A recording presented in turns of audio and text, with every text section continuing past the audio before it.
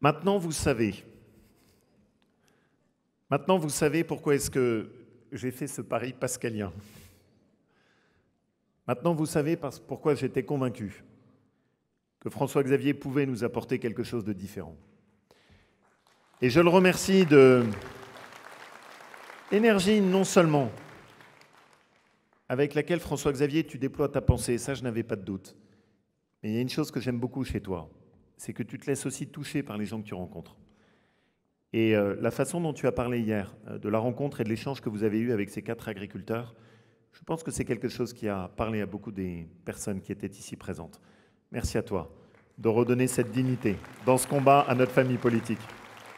Et je préfère quelqu'un qui est capable de citer avec une telle facilité Teilhard de Chardin plutôt qu'une tête de liste qui confond la Blitzkrieg et le D-Day dans sa présentation de campagne. Merci à toi, François-Xavier. Mes amis, vous le comprendrez, pour moi, évidemment, les 3 réunions qui ont une épaisseur différente de celle des autres. C'est celle à Clermont-Ferrand, c'était dimanche dernier, bien sûr, celle au Puy-en-Velay, et ce sera la semaine prochaine, celle à Lyon. Ici, c'est ma maison.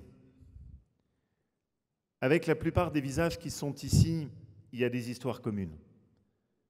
Vous m'avez porté dans des moments qui étaient difficiles. Et oui, à l'image du caractère qui est celui de Brice, ici, vous faites partie de ceux qui sont des fidèles. Quand les choses vont bien, comme quand les choses vont mal. Nous avons défié beaucoup des défis ensemble.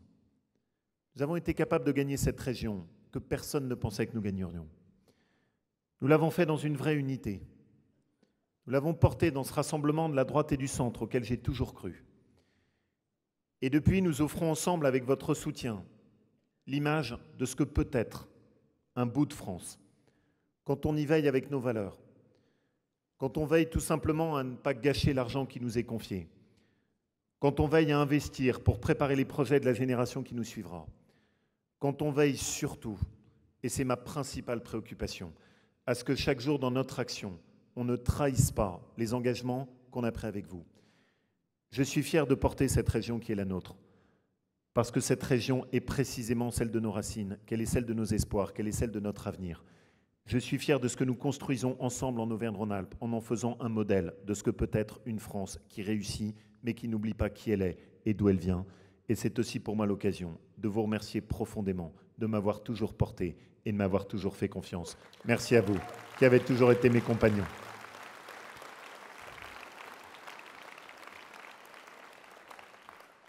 Et bien sûr, je ne peux pas oublier tous ceux qui sont venus et qui sont aussi à nos côtés du grand Massif central. Ceux qui viennent de Limoges, à l'image de Guillaume, cette ville que jamais notre famille politique n'avait gagnée depuis qu'elle a été créée et que vous avez su inverser en nous apportant une des plus belles victoires des municipales. Les amis de Corrèze, les amis de l'Aveyron qui sont aussi venus, les amis de la Lozère qui sont présents, tous ceux qui sont là et qui formaient cette grande unité de ce morceau qui est au milieu de la France et qui porte sans doute mieux que nul autre ce qu'est l'âme de notre pays. Ce grand Massif central, qui a souvent été le cœur où s'est joué bien des enjeux de notre histoire. Nous sommes ici ensemble. Nous étions, François-Xavier l'a évoqué, en début de semaine à Marseille. Nous venons de Pont-à-Mousson, et comme il y a une équipe de campagne qui a un sens de la géographie assez limité, ils sont sans doute un peu plus philosophes ou historiens que géographes, demain nous serons à Besançon. Mais j'ai beaucoup de plaisir à être à vos côtés. Et j'ai beaucoup de plaisir à le faire ici, et en vous apportant aussi ce témoignage dans cette terre du Massif central qui sait mieux que nul autre à quel point nous avons besoin de l'Europe. Brice, notre liste, et c'est une fierté, est la seule liste qui aujourd'hui fait partie des grandes listes et qui a décidé de mettre dans ses chefs de file quelqu'un comme toi, au tout début de notre liste, pour marquer l'importance à l'égard de l'Auvergne de ce qu'est l'Europe. Aucune autre des listes qui sont présentes n'a fait ce choix de faire confiance à l'Auvergne. Aucune autre des listes n'a fait ce choix juste de marquer ce signe consistant à mettre devant des gens qui incarnent ces territoires tout à la fois ruraux, industriels, qui croient dans leur avenir, qui se battent. Aucune autre liste n'a fait ce choix de marquer cette idée simple qui était celle des pères fondateurs de la République. On ne construit pas la France en oubliant ceux qui ont été au début de cette histoire. Sur notre liste, vous avez l'Auvergnat qui est Brice Hortefeux, parce que j'ai voulu ce symbole qui est que pour les Républicains, l'Auvergne, le Massif central, ça compte. Brice, tu l'as toujours défendu. Et c'est pour moi l'occasion de rappeler ce que pèse quelqu'un comme toi sur une liste. En Auvergne, où l'on sait que l'argent public est rare pour porter nos projets, Bruno. En Auvergne, où l'on sait que l'on a des projets mais que l'on a besoin de soutien, eh bien le poids de quelqu'un comme Brice Hortefeux qui pèse à Bruxelles, cela a représenté dans les 5 ans qui viennent de s'écouler 3 milliards d'euros d'accompagnement sur nos territoires du Massif central. Notre liste des Républicains est la seule à donner cette place à l'Auvergne et c'est un point qui est pour nous aussi un signe de respect pour le travail qui a été le tien. Alors mes amis, dans ce combat démocratique, il y a une volonté commune, partagée, qui est la même des deux côtés de l'échiquier politique, qui est partagée exactement de la même façon, avec un machiavélisme qui n'a d'égard sans doute que celui qu'a eu François Mitterrand quand il a commencé à faire monter le Front National, et qui consiste à faire en sorte que votre voix soit confisquée. Tout le but dans cette campagne est d'essayer de faire en sorte d'expliquer aux Français que de toute façon, ils n'ont le choix qu'entre deux options et rien d'autre. Il n'y aurait donc plus en France que le choix entre, d'une part, le chaos de Marine Le Pen et, d'autre part, la déception d'Emmanuel Macron. Ça et rien d'autre. Ne vous y trompez pas, les deux, tout en feignant de s'affronter, sont en fait l'un et l'autre le meilleur allié de chacun. Brice, tu le disais, ça n'est pas un duel, c'est un duo, dans lequel ils se font la courte échelle pour faire en sorte que l'on puisse dire aux Français, mais de toute façon, quoi que vous pensiez, vous n'avez pas le choix. Quoi que vous désiriez, vous n'avez pas le choix. Ils ont décidé à votre place ce que vous pouviez choisir, ce que vous pouviez voter, ce que vous pouviez dire ou ce que vous n'aviez plus le droit de penser. Si vous êtes contre Emmanuel Macron, vous êtes obligé d'aller en direction de Marine Le Pen. Et si vous êtes contre Marine Le Pen, vous êtes obligé d'aller en direction d'Emmanuel Macron. Mais l'on comprend pourquoi est-ce qu'un président de la République en perdition, qui a si déçu les Français au bout de si peu de temps, qui a installé un tel désordre dans notre pays, en est réduit à cette extrémité. Au fond, ce qu'il dit aux Français, vous ne m'aimez pas, vous n'aimez pas ce que j'ai fait, eh bien je vais vous obliger malgré tout à voter pour moi en faisant en sorte qu'il n'y ait face à moi que Marine Le Pen. Eh bien il y a quelqu'un d'autre face à vous, il y a une autre famille politique face à vous, il y a un autre choix que nous offrons aux Français, c'est celui des Républicains. Français qui allez voter dans 15 jours, vous avez le choix. Vous pouvez faire le choix de la liste de l'union de la droite et du centre. Vous n'êtes pas condamnés à cette double impasse qu'est celle de Marine Le Pen et d'Emmanuel Macron. Parce que la France mérite mieux et parce que l'Europe mérite mieux. Refonder l'Europe. Nous portons cette conviction que l'un et l'autre sont une impasse. Marine Le Pen est évidemment une impasse pour l'Europe, parce que ce qu'elle propose, c'est de déconstruire l'Europe, c'est de déconstruire l'euro. Oui, bien sûr, sortir de l'euro serait une folie. Dans un pays comme le nôtre, qui est marqué par la dette et les déficits, cela signifierait des dévaluations qui appauvriraient le patrimoine des retraités, qui fragiliseraient le pouvoir d'achat de ceux qui travaillent, qui se traduiraient juste par un appauvrissement global de notre pays. Comment Marine Le Pen ne peut-elle pas comprendre que face à la Chine, face aux États-Unis, face au défi de l'immigration massive, face au défi de la dérégulation climatique, bien évidemment, nous n'avons jamais eu autant besoin de l'Europe. Je combats Marine Le Pen, pas parce que je combats les idées de Marine Le Pen, mais parce que je combats le projet qu'elle porte pour la France et qui serait une sortie de l'histoire pour notre pays. La France a besoin de l'Europe.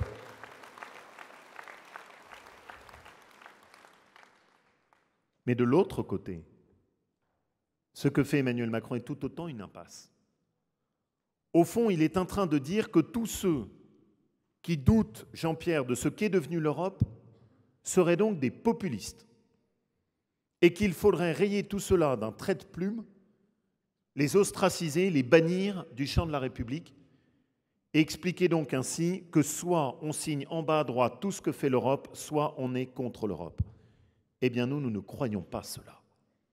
Nous ne croyons pas, contrairement à ce que fait Emmanuel Macron, qu'il faille toujours plus de l'Europe qui ne marche pas.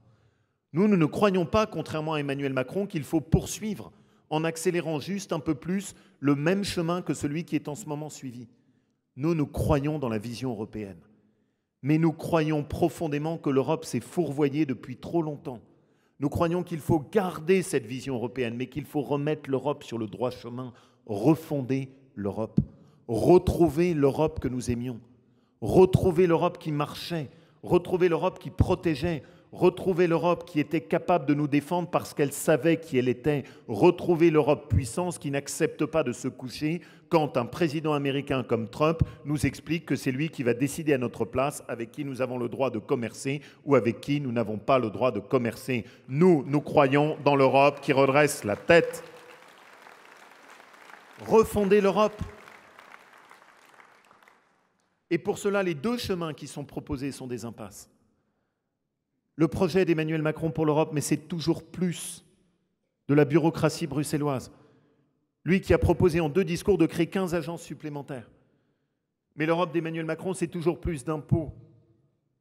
Lui qui, dans son programme, à sa première proposition, de la première idée qui est mise en avant, a mis comme mot « taxer », comme un gigantesque aveu de cette idée sous-jacente de tout ce qu'est le projet d'En Marche, ne pas économiser, mais taxer. Taxer les Français, taxer les retraités, taxer la France qui travaille, taxer celui qui prend sa voiture pour aller travailler, taxer celui qui a épargné. Chez Emmanuel Macron, il n'y a jamais d'économie sur la dépense publique et à l'arrivée, ce sont toujours les Français qui finissent par payer l'addition de ce qu'il a été incapable d'économiser.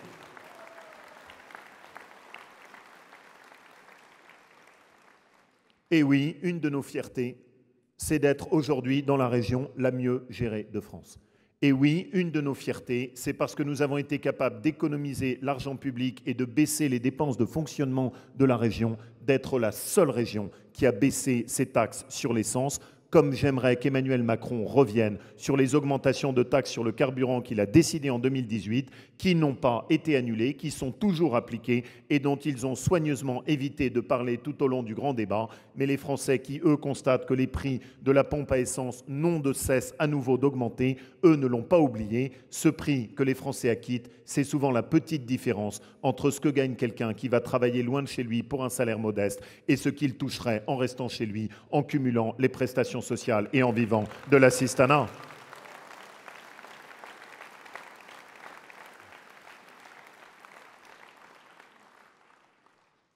Alors nous avons cette responsabilité. Parler d'Europe.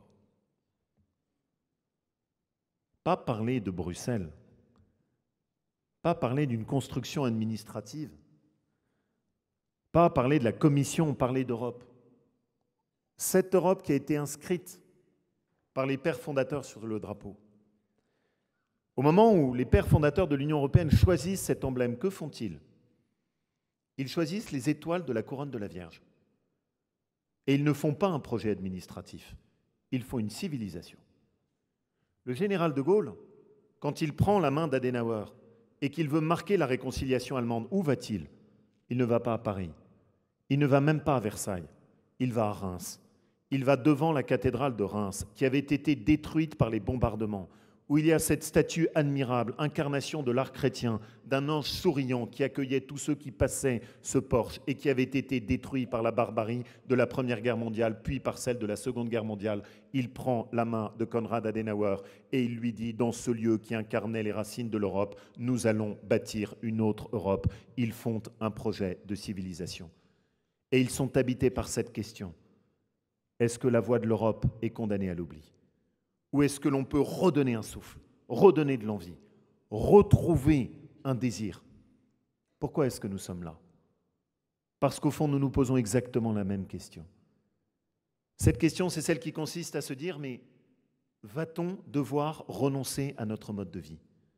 Va-t-on devoir renoncer à ce que nous sommes face à l'islamisme, face à la pression des grandes puissances qui ont monté alors que nous nous endormions, face aussi au décrochage potentiel de notre économie, ou y a-t-il autre chose de possible? Pourquoi sommes-nous là? Parce que nous, ce que nous voulons, c'est porter un projet de civilisation. Et quand on nous demande quelle Europe voulons-nous, eh bien répondez clairement et simplement, l'Europe que nous voulons, c'est l'Europe de la civilisation. C'est celle qui sait qui elle est et qui, parce qu'elle sait qui elle est capable de construire ce qu'elle sera. L'Europe, en Europe, le lien entre ce que nous sommes et ce que nous serons est un lien indissoluble. Nous défendons l'idée d'une Europe de civilisation, ce mot qui est totalement absent et des discours de Marine Le Pen et des discours d'Emmanuel Macron. Nous croyons dans les racines, nous croyons dans l'identité et nous croyons dans la civilisation.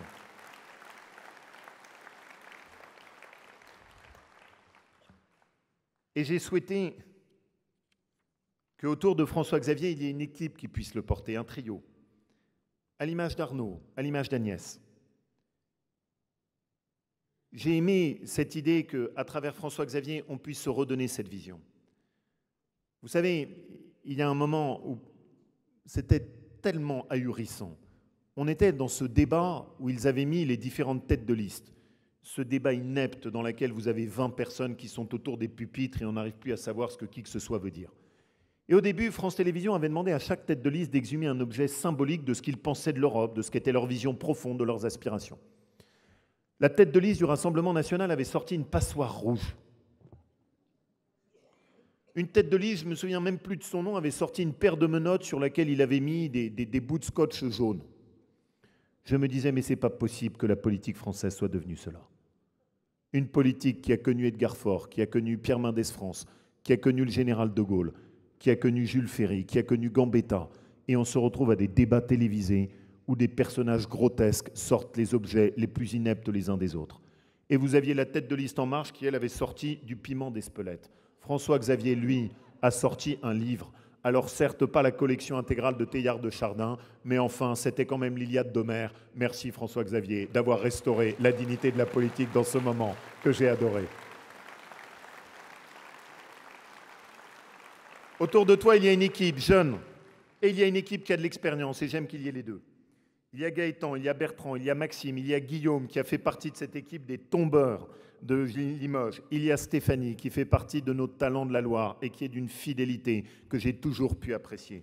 Et il y a aussi Brice Geoffroy qui a bien des qualités et parmi cette qualité principale, c'est celle que c'est toi qui l'as formée, ce qui garantit un certain nombre d'atouts pour la durée. Merci Geoffroy de diriger notre campagne avec le talent qui est le tien. Et surtout, ce que je souhaitais, c'est qu'on puisse rassembler à nouveau. Ce matin, François-Xavier était avec François Baroin, à Troyes. Hier, nous étions à Reims, avec le maire de Reims, qui nous avait quittés un moment et qui était à nouveau présent. Dans la semaine, Christian Estrosi, le maire de Nice, le maire de Toulouse, le maire de Annecy, nous ont apporté leur soutien. Nous sommes en train méthodiquement de reconstruire la famille dans cette élection avec toute l'unité qui est en train de se reformer. Et je tends la main, comme l'a dit Brice, à tous ceux qui ont été déçus par Emmanuel Macron et qui veulent revenir et qui comprennent aujourd'hui que ce qui était proposé par Emmanuel Macron était une désillusion. Et nous le faisons, Sandrine, toi qui incarnes aujourd'hui la voix du centre dans notre réunion, avec la présence des centristes. Nous le faisons avec Hervé Morin, parce que je vous l'avais promis, nous rebâtirions cette unité qui nous a toujours permis de gagner.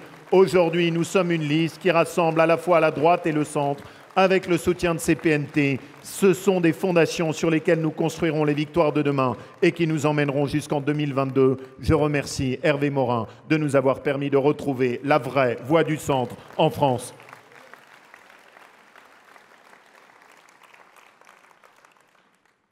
Alors mes amis, je voudrais juste très rapidement vous expliquer précisément ce que cela veut dire refonder l'Europe et rétablir la France. Qu'est-ce que c'est qu'une civilisation? Quand Romulus et Rémus fondent Rome, ils tracent un sillon. Parce qu'ils veulent marquer quoi? Ils veulent marquer la frontière. Ils veulent marquer qu'il y a un intérieur et un extérieur. Ils veulent montrer que c'est eux qui décideront qui rentrera. Si vous voulez une civilisation, il faut des frontières. Une des différences majeures dans cette campagne, c'est qu'Emmanuel Macron, lui, est pour la poursuite de l'élargissement. Il est favorable à ce qu'on fasse rentrer les pays des Balkans à l'intérieur de l'Europe. Il l'a dit à Bucarest, il est favorable à ce que la Roumanie et la Bulgarie rentrent le plus vite à l'intérieur de l'espace Schengen. Il n'a pas compris que l'élargissement était sans doute ce qui a tué le plus la capacité d'action et de décider de l'Europe. Il y a un grand débat sur lequel, pendant cette fin de campagne, je veux que la clarté soit faite. Ils ont prévu d'ouvrir les négociations avec l'Albanie en juin, comme par hasard, juste après les élections européennes.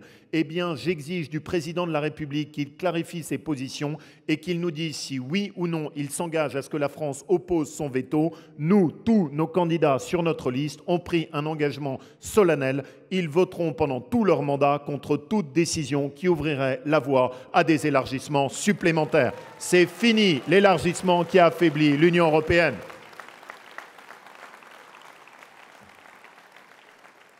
Et bien sûr, nous portons avec nos partenaires allemands cette revendication. On arrête une bonne fois pour toutes la comédie avec la Turquie. La Turquie n'est pas européenne, elle ne sera jamais européenne et on arrête de négocier avec la Turquie d'Erdogan. Et la deuxième chose, c'est qu'il faut, s'il y a des frontières, qu'elles soient protégées. Brice, toi, tu as été un des plus lucides en la matière. Tu as porté ce combat à l'époque où il n'était pas facile de le faire. Tu as eu cette intuition bien avant les autres, qu'il fallait que l'Europe nous aide à protéger nos frontières. Comment Marine Le Pen ne peut-elle pas comprendre que si l'on ne défend pas ensemble la frontière grecque, la frontière espagnole, la frontière italienne, tous ceux qui passent par là viendront ensuite en France parce que nous avons parfois la folie d'offrir un système social tellement généreux qu'il permet à des gens qui n'ont même pas cotisé une heure de travail de bénéficier de notre solidarité nationale, ce qui n'est pas logique et ce qui n'est même pas équitable. Il faut donc une défense européenne de nos frontières, contrairement à ce que dit Marine Le Pen. Mais il faut aussi une défense nationale de nos frontières, contrairement à ce que dit Emmanuel Macron. Et c'est notre deuxième différence. Emmanuel Macron explique qu'il faut juste répartir les migrants entre les différents pays. Ils ont ce cynisme, un jour de critiquer les ONG et le lendemain de les accueillir dans nos ports pour faire en sorte que les migrants soient répartis. Jamais notre pays n'a délivré autant de titres de séjour depuis l'élection d'Emmanuel Macron. Eh bien, nous le disons clairement, les capacités d'intégration de l'Europe sont dépassées. Nous ne pouvons pas continuer à accueillir toute cette détresse. Il faut retrouver un équilibre et la vraie générosité, celle dont parlait Peggy. La vraie générosité, ça n'est pas la naïveté. La vraie générosité, c'est la fermeté. Et la vraie générosité, c'est d'avoir le courage de dire que l'avenir de l'Afrique doit être en Afrique, que l'avenir de la jeunesse africaine doit être en Afrique et que le devoir de l'Europe, c'est d'aider à développer l'Afrique et ne pas continuer à alimenter ses rêves sans lendemain. Mais pour qu'il y ait une civilisation, il faut aussi qu'il y ait des projets communs. Des projets, pas des normes. Pas ces normes qui asphyxient, pas ces normes qui énervent, pas ces normes qui ébêtent. Nous étions sur une exploitation en Alsace qui fait des asperges. Exploitation qui accueille des saisonniers qui viennent récolter les asperges au moment de la saison. Isabelle, toi qui connais parfaitement ce travail. D'abord, la première chose qui était marquante, c'est qu'il n'y avait pas un Français. Et il n'y avait pas un Français parce que malheureusement, nous avons construit une société dans laquelle ça n'est plus celui qui travaille qui est récompensé et qui est reconnu. Moi, j'ai connu une époque où quand on était étudiant, pour se faire un peu d'argent, on allait récolter les pommes dans le Pilat, on participait aux saisons des vendanges dans le Beaujolais et on finançait en partie ses études. Aujourd'hui, on se retrouve dans des exploitations où il n'y a plus personne qui travaille. Nous croyons, nous, à l'Europe qui travaille. Nous croyons que le social, c'est tendre la main pour celui qui est en difficulté, mais lui tendre la main pour l'aider à revenir en direction du travail. Nous croyons que le travail est une valeur d'émancipation, pas une valeur qui a servi, pas une valeur du passé. Nous croyons qu'une société dans laquelle celui qui travaille n'est pas plus rémunéré que celui qui est dans l'assistanat n'est pas une bonne société. Et c'est pour cela, vous le savez, que nous continuons à revendiquer qu'il y ait des droits et des devoirs et qu'en contrepartie du RSA, nous puissions systématiquement demander qu'il y ait des heures de travail d'intérêt général. Ça, c'est l'Europe que nous voulons retrouver. Une Europe aussi qui défend ses intérêts. Il y a une époque où l'on parlait de préférence européenne, ça n'était pas un gros mot. Comment avons-nous pu devenir aussi fous? Ces exploitants d'asperges me disaient, nous avons des contrôles partout, nous nous efforçons de faire des produits qui soient respectueux de l'environnement, parce que c'est ce à quoi nous croyons. Mais comment continuer à y penser quand dans le même temps, on importe des asperges de Chine qui ne respectent aucune des règles que nous appliquons à nos propres agriculteurs? Stop, retrouvons le sens de la préférence européenne. Nous, en Auvergne-Rhône-Alpes, nous avons inscrit la préférence régionale dans nos cantines, dans l'alimentation, dans nos marchés publics. C'est cela qu'il faut faire à l'échelle de l'Europe, priorité à ceux qui travaillent et produisent en France et en Europe.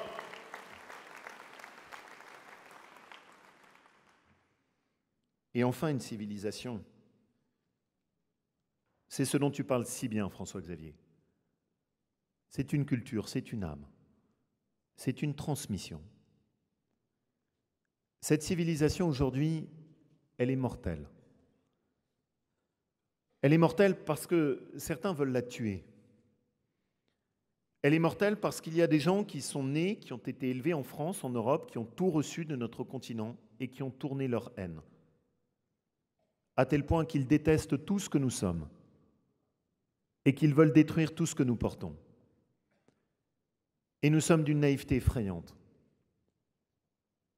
Et ce président de la République qui, par le temps, n'a absolument rien fait dans la lutte contre l'islamisme.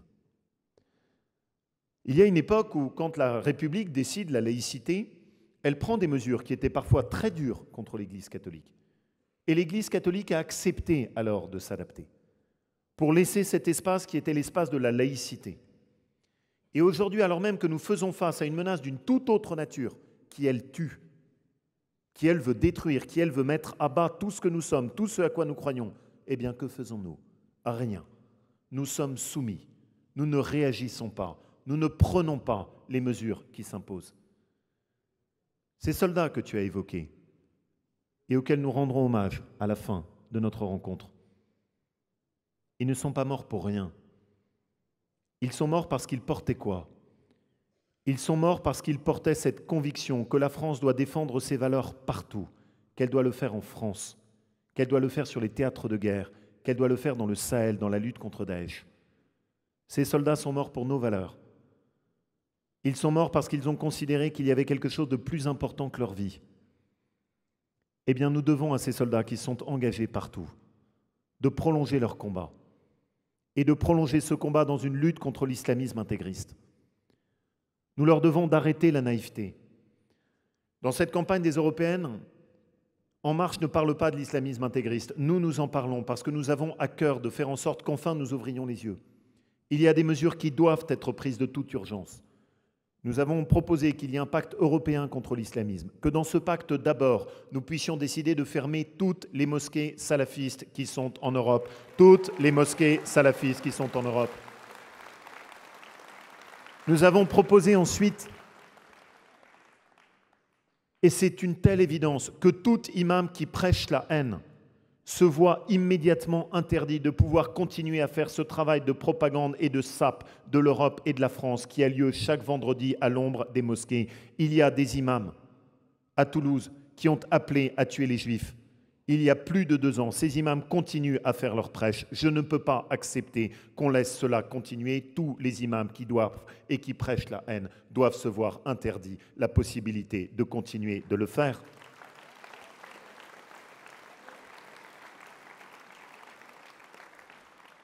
Et enfin, mes amis, il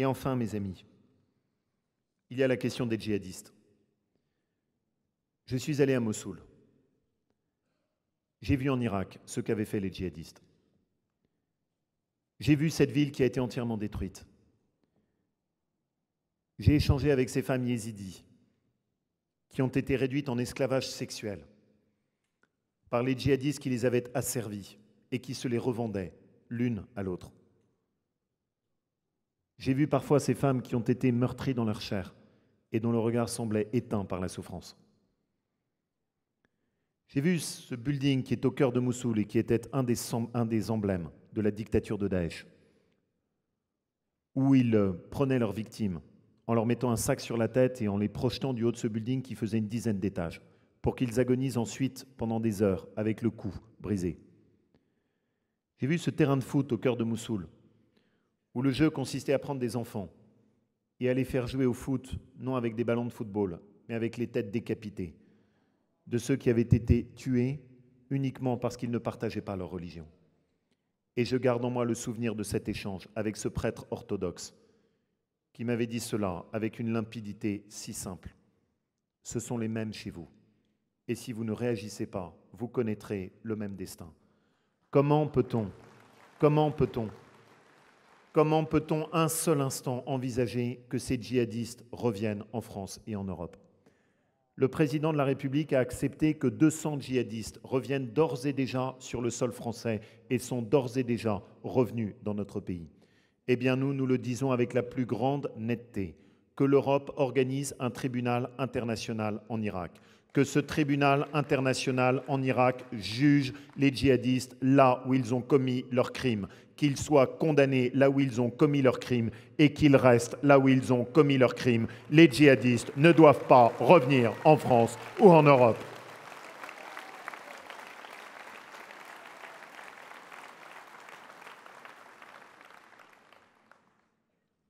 François-Xavier, tu as évoqué ce qu'était l'intégration de notre pays. Cette intégration, elle a souvent marché. Cette intégration, je suis sûr que dans cette salle, plusieurs d'entre vous pourraient se lever en parlant. Cette intégration, c'était l'intégration républicaine qui faisait que des familles venant d'Espagne, du Portugal, d'Italie, de Pologne, venant d'Europe centrale, venant du sud de la Méditerranée, arrivaient chez nous en disant à leurs enfants, ici, nous venons pour travailler. Ne me fais pas honte. Tiens-toi bien. À compter de ce jour, à l'école, travaille dur, apprends, progresse. Trouve-toi un métier. Fais-moi honneur. Et n'oublie pas qu'à compter de ce jour, ton pays, notre pays, c'est la France. Ça, c'était l'intégration républicaine. Ça, c'était un pays qui n'avait pas oublié le sens de ce qu'était l'intégration républicaine. Qu'avons-nous fait ? Que devons-nous changer? Refonder l'Europe, rétablir la France. Tu as parlé de Notre-Dame. Nous avons tous été touchés par Notre-Dame. Mais prenez-y garde, il y a des incendies qui sont moins visibles et qui sont pour autant tout aussi ravageurs. À chaque fois que nous acceptons que dans une salle de classe, on renonce à un voyage de classe à Reims parce que certains élèves expliquent que ça n'est pas compatible avec leur religion. À chaque fois que dans une salle de classe, on renonce à enseigner la Shoah pour éviter les polémiques. À chaque fois que dans un hôpital, un médecin homme ne peut pas intervenir sur une patiente femme, même en urgence vitale, parce que son mari explique que ça n'est pas compatible avec sa religion. À chaque fois qu'une femme dans un quartier n'a plus le choix de la façon dont elle se vêtit, à chaque fois que cela se passe, c'est un petit bout de ce que nous sommes qui recule, c'est un incendie peut-être pas visible, mais qui est tout aussi mortel pour notre civilisation. Que faut-il faire, mes amis ? Que faut-il faire? Il faut juste reprendre cette fierté de ce que nous sommes. Il faut juste arrêter de reculer. Il faut juste arrêter de renoncer à ce que nous sommes et à le transmettre. Pourquoi est-ce que je tiens tant à ce tout petit symbole en apparence si anecdotique que sont les crèches? Parce que je suis convaincu que les crèches est un petit bout de ce que nous sommes et qu'à chaque fois que nous renonçons à une petite parcelle, fût-elle infime de ce que nous sommes, à chaque fois que nous acceptons que le devoir d'intégration soit inversé, eh bien nous faisons reculer notre civilisation, nous faisons exactement l'inverse de ce qu'il faudrait faire. Au lieu d'expliquer à celui qui vient chez nous comment s'adapter à notre mode de vie, nous avons cru maintenant que c'était à nous de nous adapter à celui qui venait de l'étranger. C'est l'inverse qu'il faut faire. Il faut rappeler que c'est à celui qui vient en Europe d'épouser tout ce qu'est l'Europe et tout ce qu'est notre civilisation.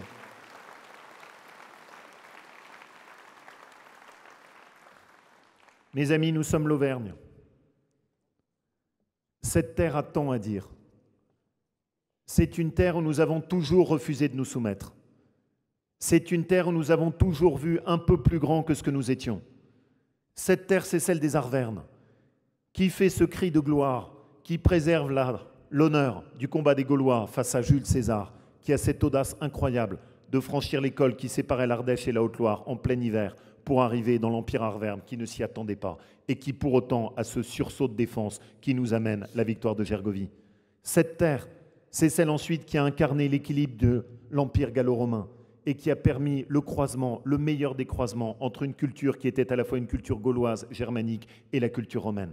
Cette terre, c'est celle qui a été évangélisée par des figures comme Saint Régis et qui ont contribué à épanouir, avec le réseau des abbayes, notamment de la Chaise-Dieu, la christianisation sur notre terre.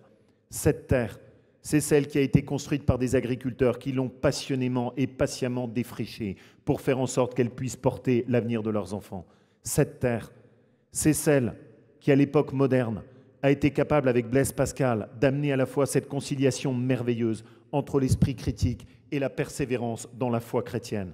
Cette terre, c'est celle qui s'est industrialisée. C'est celle qui a vu pousser des entreprises qui sont parties à la conquête du monde, avec l'entreprise Michelin, qui est une des entreprises les plus aimées au monde. Cette terre, c'est celle qui a porté l'esprit des volcans. Cette terre, c'est une terre d'avenir. C'est une terre qui est capable à la fois d'avoir un jeu de rugby que j'aime parce qu'il est audacieux et qu'il repose sur le mouvement et qui est capable en même temps d'avoir le centre de recherche le plus important de France et d'Europe qui est à quelques kilomètres d'ici, à Clermont-Ferrand. Cette terre, c'est la nôtre. Cette terre, c'est une terre qui nous parle à la fois de ce qui nous a été transmis et de ce que nous devrons à notre tour transmettre. Cette terre, c'est une terre d'histoire dans laquelle l'histoire est à la fois quelque chose qui vous oblige et en même temps quelque chose dont on doit être digne, quelque chose dont on peut être fier et quelque chose que l'on doit transmettre. Cette terre, c'est la nôtre. Cette terre, c'est tout à la fois un petit bout du Massif central, un bout de France et un bout d'Europe. Cette terre, c'est une terre qui nous dit une seule chose, ne renoncez pas,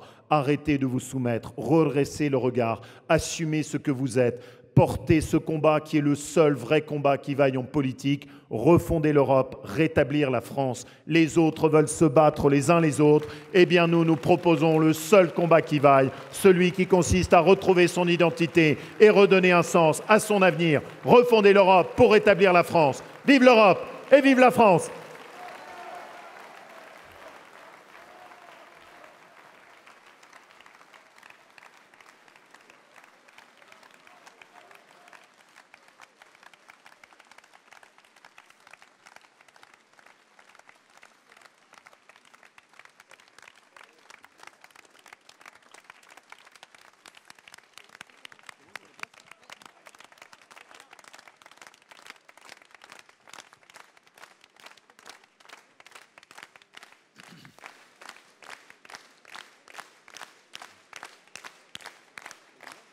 Mes amis, je voudrais juste que c'est une décision que nous avons souhaité prendre ensemble avec Brice et François-Xavier, que cette Marseillaise puisse être dédiée aux 2 soldats qui ont sacrifié leur vie pour nos valeurs et qu'à travers eux, ce soit tous ceux qui s'engagent au quotidien pour la sécurité de notre pays, que ce soit en dehors de nos frontières ou sur notre sol, que cette Marseillaise soit pour eux.